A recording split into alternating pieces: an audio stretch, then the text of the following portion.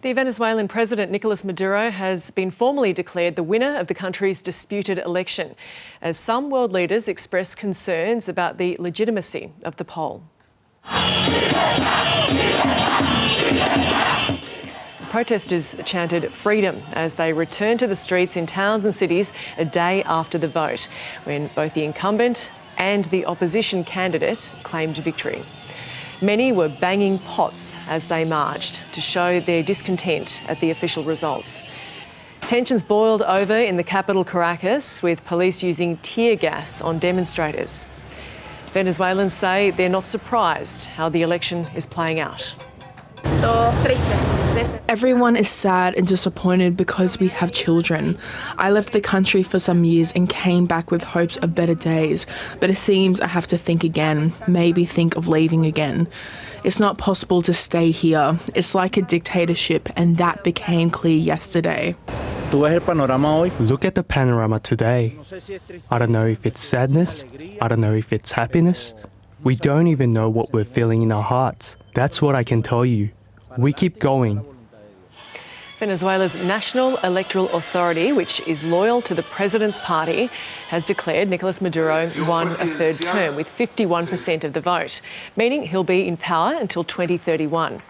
It says the opposition candidate, Edmundo Gonzalez, secured 44% of ballots, despite independent exit polls pointing to a landslide win for the retired diplomat. He's planning to challenge the vote tally, saying he has proof he won.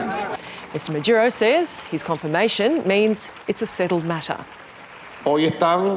Today they are rehearsing the first failed steps to destabilise Venezuela and to impose again a mantle of aggression and harm on our country.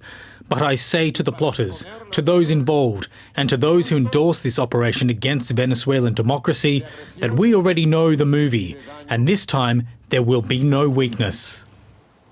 Venezuela has the world's largest oil reserves and once had Latin America's most advanced economy. It's been plunged into crisis under Nicolas Maduro, who has led Venezuela since the death of Hugo Chavez in 2013. Now, about 7.7 million people, or about a quarter of the population, have fled the nation in search of a better life. The economic collapse has been accelerated by plummeting oil prices and crippling US and European sanctions, which were introduced after another disputed election in 2018. The US says there needs to be openness about this vote.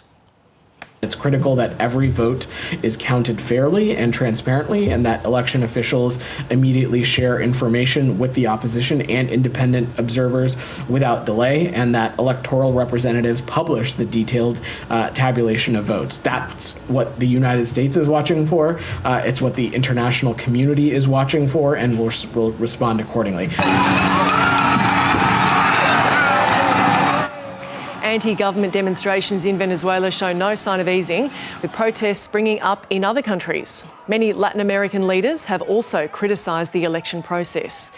In response, Venezuela's Foreign Affairs Ministry is recalling diplomats from 7 countries, including Panama, Argentina and Chile. Other nations have welcomed the results, including Russia, Iran, Cuba, Bolivia and China. China congratulates Venezuela on its successful presidential election and congratulates President Maduro on his successful re-election. China and Venezuela are good friends and partners who support each other. China attaches great importance to the development of China-Venezuela relations.